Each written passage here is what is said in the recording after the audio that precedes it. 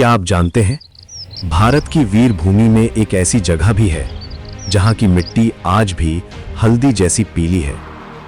लेकिन यह रंग किसी साधारण मिट्टी का नहीं, ये रंग है बलिदान, स्वाभिमान और उस जिद का जो गुलामी स्वीकार नहीं करती।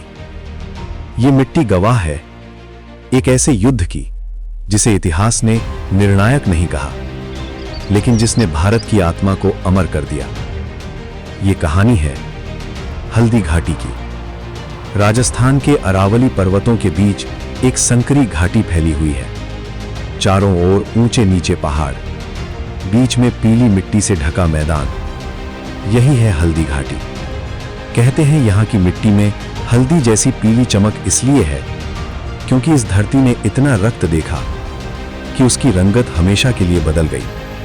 लेकिन हल्दी घाटी सिर्फ एक भौगोलिक स्थान नहीं, ये वो भूमि है जहां भारत ने यह तय किया कि वो जीत से ज्यादा आत्मसम्मान को चुनेगा।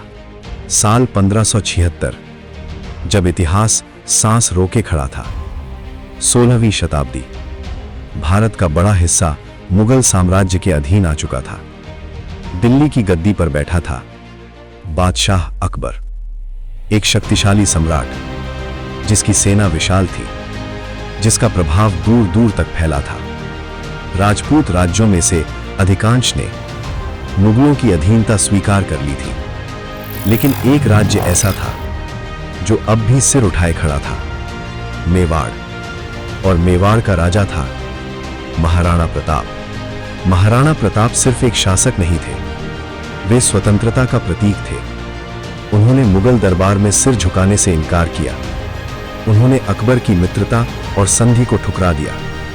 उन्होंने कहा, मेवाड़ की धरती किसी भी कीमत पर गुलामी स्वीकार नहीं करेगी। ये बात अकबर को मंजूर नहीं थी। मेवाड़ को झुकाना अब उसके लिए राजनीति नहीं, अहंकार का प्रश्न बन चुका था। 1576 में दो शक्तियां आमने सामने थीं। एक तरफ महाराणा प्रताप, जिनके पास थे करीब 20,000 योद्धा, राजपूत, भील, किसान, जो हथियार से ज्यादा अपने सम्मान पर भरोसा करते थे। दूसरी तरफ मुगल सेना, करीब 80,000 सैनिक, घुड़सवार, पैदल सैनिक, तोपें, तीरंदाज और युद्ध का विशाल अनुभव। सेना सिर्फ संख्या में नहीं, संसाधनों में भी 4 गुना अधिक थी। लेकिन युद्ध सिर्फ हथियारों से नहीं लड़ा जाता, युद्ध इरादों से लड़ा जाता है। महाराणा प्रताप जानते थे कि वे संख्या में कम है। वे जानते थे कि यह युद्ध आसान नहीं होगा, लेकिन उनके पास था स्वाभिमान, स्वतंत्रता की आग और अपने पूर्वजों की मर्यादा। उन्होंने अपने सैनिकों से कहा, हम हार सकते हैं लेकिन झुक नहीं सकते। हम मर सकते हैं लेकिन गुलाम नहीं बन सकते। ये शब्द हर योद्धा के खून में आग की तरह दौड़ गए। महाराणा प्रताप का सबसे विश्वसनीय साथी था चेतक, एक नीले भूरे रंग का घोड़ा जिसकी आंखों में अपने स्वामी के लिए अटूट निष्ठा थी। चेतक सिर्फ प्रताप को उठाता नहीं था, वो उनके इरादों को समझता था। युद्ध भूमि में प्रताप और चेतक एक ही आत्मा की तरह थे। 18 जून 1576, सूरज उगा, लेकिन हल्दी घाटी की हवा में अजीब सा सन्नाटा था। फिर अचानक नगाड़ों की आवाज गूंजी, घोड़ों की टापें पड़ी, तलवारें म्यान से बाहर निकली और युद्ध शुरू हो गया। राजपूत सेना पूरे वेग से आगे बढ़ी। मुगल सेना ने अपने विशाल गठन के साथ आक्रमण किया। धूल, चीखें, लोहे की टकराहट, हल्दी घाटी की धरती कांप उठी। युद्ध के बीच एक दृश्य ऐसा था जिसने इतिहास बदल दिया। महाराणा प्रताप चेतक पर सवार होकर सीधे मुगल सेनापति मानसिंह की ओर बढ़े। मानसिंह एक विशाल हाथी पर सवार था। प्रताप ने पूरी शक्ति से अपनी भाला फेंकी।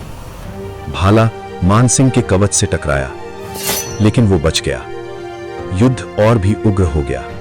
युद्ध के दौरान चेतक के पैर में भाला लगा, खून बहने लगा, लेकिन चेतक रुका नहीं। वो जानता था कि उसका काम अभी बाकी है। उसे अपने स्वामी को युद्ध भूमि से सुरक्षित बाहर निकालना था। भागते हुए एक छोटी नदी आई। चेतक के पैर अब जवाब दे रहे थे, लेकिन उसने अपने दर्द को नजरअंदाज किया और फिर उसने अपनी जिंदगी की सबसे बड़ी छलांग लगाई। नदी पार हुई। महाराणा प्रताप सुरक्षित थे, लेकिन चेतक, वो वहीं गिर पड़ा। उसने अपना कर्तव्य पूरा कर दिया था। महाराणा प्रताप चेतक के पास बैठे। एक राजा अपने सबसे वफादार साथी को खो रहा था। उस दिन सिर्फ एक घोड़ा नहीं मरा था, उस दिन निष्ठा अमर हो गई थी। इतिहास कहता है, हल्दी घाटी का युद्ध किसी एक की निर्णायक जीत नहीं था। मुगल सेना मेवाड़ को पूरी तरह कभी नहीं जीत पाई।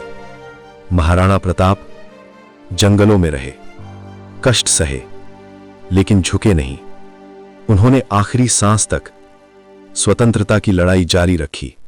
आज भी अगर आप हल्दी घाटी जाएं, तो हवा में एक अजीब सी गूंज महसूस होगी, जैसे धरती कह रही हो, यहां जीत नहीं, हौसले लड़े थे। यहां राज नहीं, आत्मा खड़ी थी। हल्दी घाटी का युद्ध हमें यह सिखाता है कि इतिहास हमेशा जीतने वालों का नहीं होता। कभी कभी इतिहास उनका होता है जो झुकने से इनकार कर देते हैं। और शायद इसीलिए हल्दी घाटी की मिट्टी आज भी हल्दी जैसी पीली है, क्योंकि उसमें वीरता घुली हुई है और स्वाभिमान की खुशबू बसी है। लेकिन अगर आप सोच रहे हैं कि यह सिर्फ एक कहानी है, तो जरा यह भी सुनिए।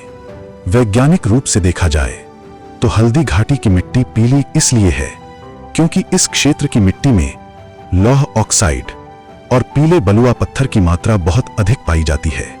अरावली पर्वतों की चट्टानों से निकले खनिज सदियों से इस घाटी में जमा होते रहे, जिससे मिट्टी का रंग हल्दी जैसा पीला दिखाई देता है।